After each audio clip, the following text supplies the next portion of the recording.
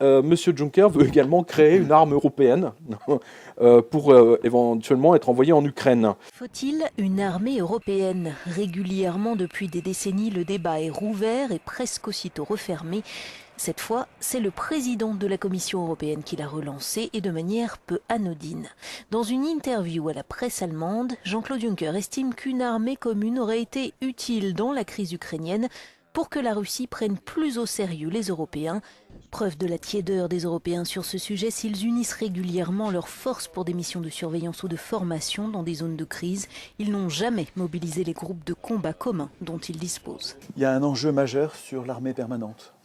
Je suis en train de découvrir dans des livres de la Renaissance, enfin des livres qui traitent de la Renaissance, donc des débats politiques que les humains avaient, c'est une vieille affaire, les humanistes, donc avant les Lumières, les vrais humanistes, Oui. parce que les Lumières c'est marchand. Les humanistes savaient bien qu'un corps social avait tout à craindre d'une armée permanente. Et c'était très important pour eux que l'armée ne soit pas permanente et que quand on veut faire la guerre, si le prince veut faire la guerre, il faut qu'il appelle, qu'il demande à tous ses barons, il faut qu'il demande à toutes ses provinces, est-ce que vous êtes d'accord pour faire la guerre? Si vous êtes d'accord, vous envoyez des troupes, et puis quand on aura les troupes, on ira faire la guerre. Donc on ne peut pas faire la guerre comme ça sans nous. C'est-à-dire que notre liberté dépend du fait qu'il n'y ait pas d'armée permanente.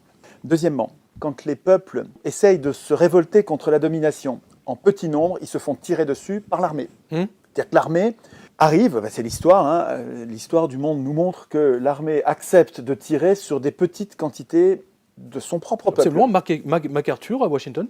L'histoire nous montre aussi que quand il y a beaucoup de peuples réunis pour tempêter, là l'armée met les crosses en l'air, parce que c'est son propre peuple, parce que il y a ses enfants là-dedans, il y a ses parents, quand c'est les manifestations avec des mamies, avec des enfants, et qu'il y en a beaucoup, là l'armée ou la police lève les crosses, et les tyrans craignent ça plus que tout. Alors qu'est-ce qu'ils font? Ce que Juncker fait, c'est une force internationale, où on va nous envoyer en France des militaires allemands ou d'autres pays, ou ukrainiens, et inversement, de façon à ce qu'il n'y ait pas cette proximité populaire. Familial. Ouais. Et de façon à ce que même s'il y a beaucoup de monde, l'armée tire. D'accord. Réfléchissez à ça.